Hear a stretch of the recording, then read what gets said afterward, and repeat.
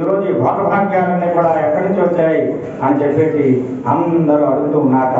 అడిగిన వాళ్ళకి అందరికీ చెప్తున్నా బ్రాహ్మణోత్తరుడు, అయ్యా సత్యవంతాన్ని చేసుకోండి, చేసుకున్నట్లయితే మీ దారిద్ర్యులన్నీ పోతాయి, భోగభాగ్యాలన్నీ కూడా కలుగుతాయి, కలిగల్లో అతి సూక్ష్మంలో ఎక్కువ మోక్షాలను సంపాదించేటి వ్రతం, కాబట్టి వ్రతాన్ని చేసుకోండి అని చెప్పేసి ఆ రాజ్యంలో ఉండే వాళ్ళందరికీ కూడా ఈ సత్య వ్రత మహిమని తెలియజేస్తూ ఉన్నాట ఆ బ్రాహ్మణోత్తరుడు. ఈ విధంగా ఆ రాజ్యంలో ఉండే వాళ్ళందరూ కూడా వ్రతాలు చేసుకుంటూ ఉన్నారట. ఒకనాడు ఈ వ్రత మహిమ తెలుసుకొని మళ్ళాగే వ్రతాలు చేసుకుంటూ ఉన్నారట ఒక ఇంటి వద్ద. అక్కడ చేస్తున్నప్పుడు కాస్తే ప్రాప్తే యుద్ధం, కాపులు అంటే కర్రలు అమ్ముకొని వాటితో వచ్చేటటువంటి ధనంతో బతికేటటువంటి వాడు ఆ మార్గం గుండా వెళ్ళిపోతూ ఉన్నాడు.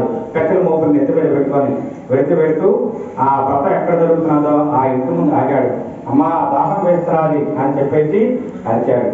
తను ఎవరు అక్కడ పట్టించుకున్న స్థితిలో లేకపోవడం చేత ఆ కట్టెల మోపుని కిందకి తెచ్చి లోపలికి వెళ్ళాట. వాళ్ళ కళాక్షతిని ప్రసాదాన్ని పంచుతూ ఉన్నారు.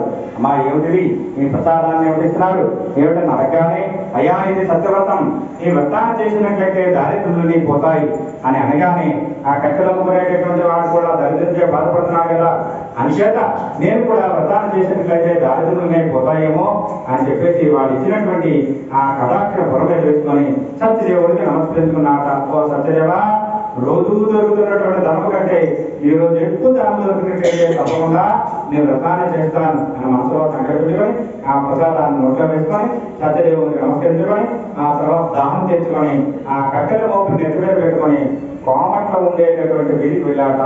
ఆ కట్టెల ముక్కనేటటువంటి వాడు ఆ రోజు గంధపు చెక్కల వలె వాసన వెదజల్లుతున్నాయి కట్టెలన్నీ కూడా.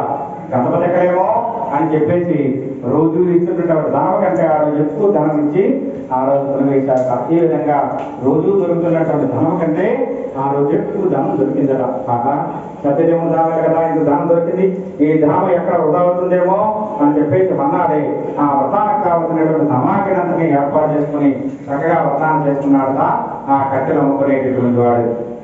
అక్కడికి వచ్చినటువంటి వాడు కొంత ధన సహాయాన్ని చేశారట. ఆ ధనంతో మరొక వ్రతాన్ని చేసుకుంటూ ఆ కట్టెలు అమ్ముకునేటటువంటి వారికి ఈ దారిద్ర్యుల్ని కూడా పోయి భోగభాగ్యములతో సుఖంగా ఉంటున్నాట. ఓ నాథమహాముని, ఫలానా వాడు ఈ సత్యవ్రతాన్ని చేసి ఫలితాలు పొందారు సుమా అని చెప్పేసి నాథమహామునికి మహావిష్ణువు చెప్పారట.